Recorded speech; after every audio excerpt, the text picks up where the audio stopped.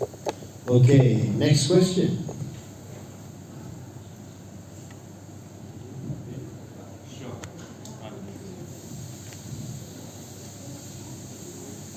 Question is about the decentralized knowledge. How are you considering tackling that problem? So this one, actually, I'm not an expert on it, but I kind of researched the related information and just sharing some practice as teams are working on. So first is about like setting barriers for the community. So it's not really an open kind of community. You have to have like either the tokens or the NFTs. So you kind of form a selected community. So which you can, to some extent, kind of make sure the quality. And another thing I think can be useful is because of the incentivize. So nowadays, of course, people are very nice, are very friendly, they're happy to share the knowledge, but it may be wrong, or they may be just like copy paste everywhere just to accumulate their points, etc. But if like in this like Q&A kind of community platform, you are incentivized to provide the right or the precise knowledge, and with others are all accessible to this knowledge, to this answer, they can upvote or downvote, and you got punished if you provide the wrong information. So somehow we, with the help of the token, we are forming a more responsible kind of communication mechanism. Yeah. Something that's just come up recently, I think about a month ago, Amazon Web Services, everyone's trying to move decentralized and all that sort of thing. So Amazon Web Services went down and crashed because someone put in some wrong numbers. And then this past week, Cloudflare's also had issues, which has taken down half the internet. What in decentralization or Web3 can make this not happen again? First of all, I have to admit, sometimes this is like, even with the help of blockchain, it's inevitable. Because the servers of blockchain, some of them are also built on AWS or like Google Cloud. So if AWS cracked, at least the consensus node also like break down. So that's one thing. But second, talking about the blockchain technology side. So what the technology all about is like make it's DLT. So it's distributed ledger technology. So nutshell, what they're trying to do is they make multiple copies of the ledger. Instead of just maintain a centralized one, they make it distributed, make it multiple, and make it immutable. So, which is hard to disrupt or to corrupt the data because you got so many different copies. So I just try to explain it in a very easy way. Maybe it's not wrong.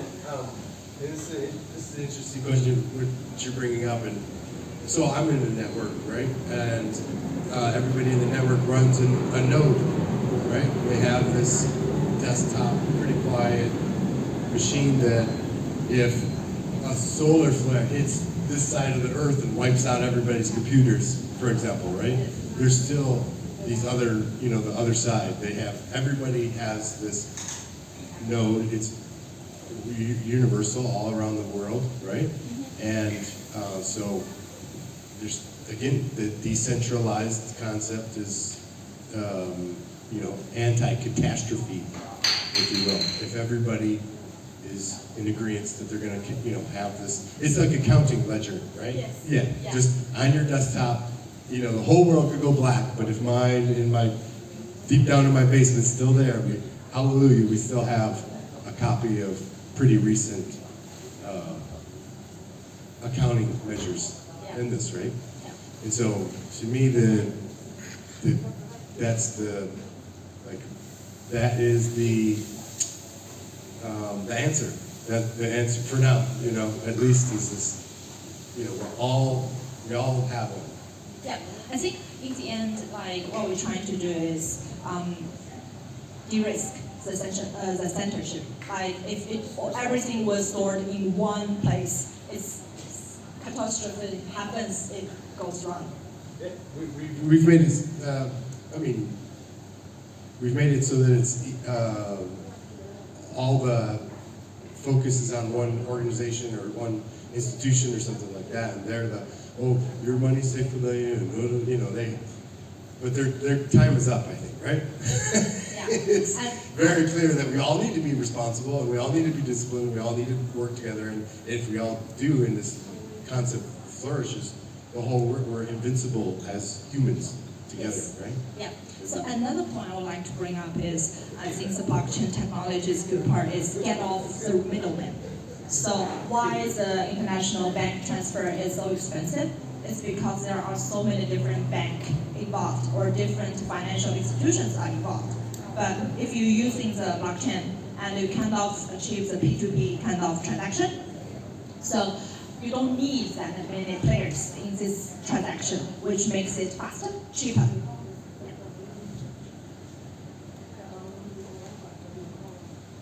That's going to imply there's going to be a lot of, there's going to be some friction there, right? Because of the established players. So how do you get around that? Sorry, what's the... There'll be some friction to change. Governments, banks, they don't want to run the world. Yeah. So how do you overcome that?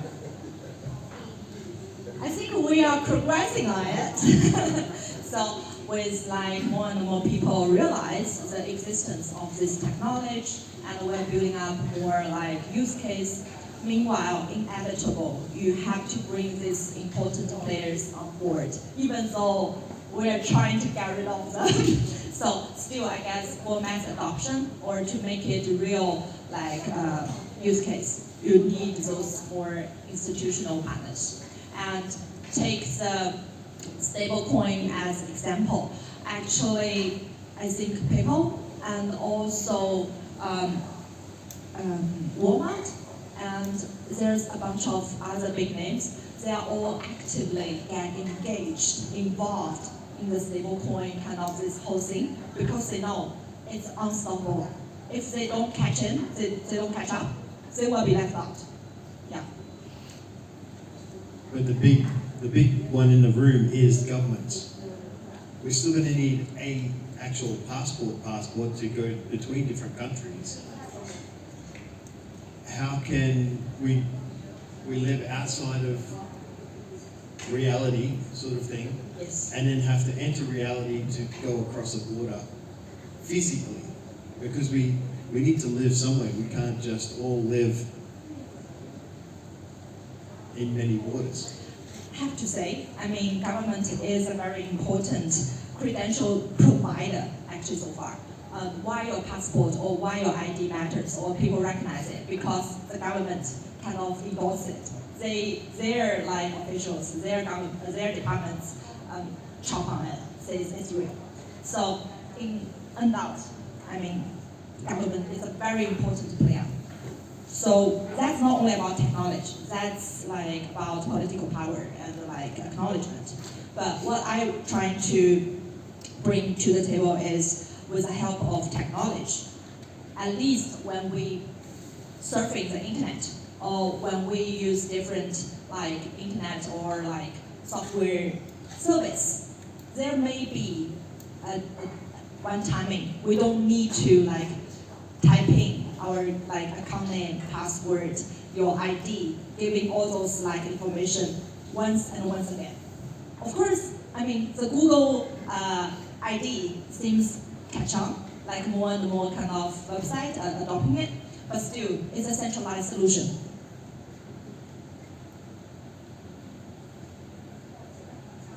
Okay, we might finish it up there. Thank you very much, Songping. What we do now is sort of just a hangout network time. Leave whenever you want, stay as long as you want.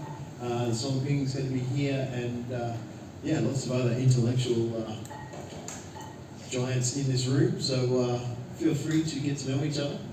And Can I bother you to this is a place that you work often? Pitch this place for me, maybe? okay. we had the pitch at the start of the meetup, and the person who pitched the start of the meetup is sitting right next to you.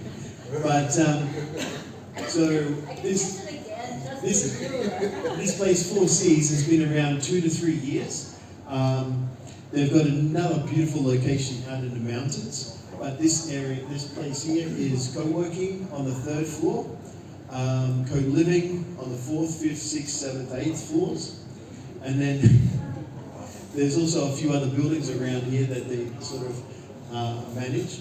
And yeah, it's got a cafe here, some great coffee and great mango smoothies. And yeah, it's a community where people can just come together and exchange ideas.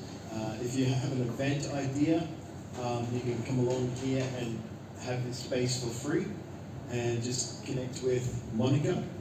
And yeah, they've got great AI meetup that happens every Saturday morning at 10 a.m. So yeah, lots of really good AI guys there. But in general, yeah, it's just a free place to come and go and yeah, be community. Yeah, I go there. Dave goes there. So yeah. Yeah, like I said, tomorrow is going to be the Sydney Life Garden Fair. It's a great day, a little bit out of town, but if you go to Airport Plaza, you can get the shuttles from Airport Plaza. Very easy to access. And yeah, 10 a.m. till 10 p.m.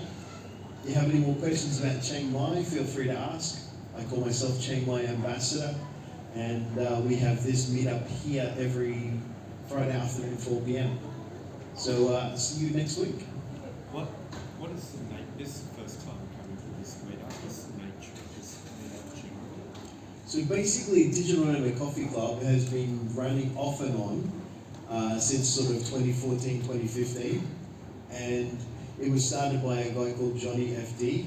And we have a speaker come in, knowledgeable about business, entrepreneurship, solopreneurship, all sorts of different ideas. We talked about Bitcoin, marketing, SEO a couple of weeks ago, and AI. So it's just a casual event, about half-hour talk, about half-hour questions, and then just networking amongst the community. And yeah, a lot of our talks were online over the past however many years, but yeah, Facebook took them all down. So we're trying to build up the connection again. But it can be anyone. Come on, all you've got to do is go to the Digital Nomad Coffee Club group and then submit an application. And yeah, we are looking for speakers, so I can send you information about that. I got a question for you. Is there any services available around here about, you know, like, oh my God, I tripped and fell in love with Chiang Mai, and I wanted to stay and do a digital, or maybe I have my TEFL certificate, or, you know, things of this nature. Yeah. My name is Chiang Mai Ambassador. Is that what, like your Instagram thing, or? It is on Instagram, but I'm not very active there. But Facebook, website. Yeah, I've been in Chiang Mai for 16 years. I love Chiang Mai. I spend a lot of time connecting with people, answering questions, meeting people, solving problems, and all that sort of thing about Chiang Mai. It's one of the best places around the world, and every year we get an influx of nomads from sort of November till March, and then the smoky season happens and they all go to Bali or other places. And yeah, but Chiang Mai is a great place. I mean, last week we had 800 SEO people from around the world flying in for a conference.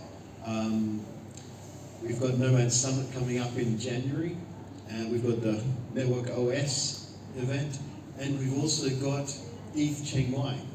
ETH Chiang Mai is going to be a 2-month, mostly based out of this facility, but a 2-month build-a-thon, all that sort of thing.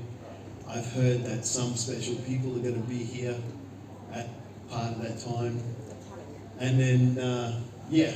But this place is ETH built pretty much.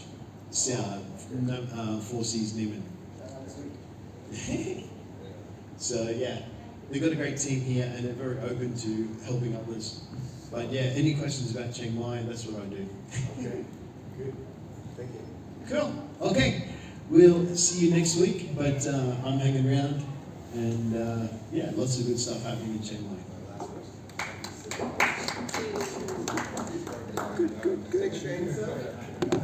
Good.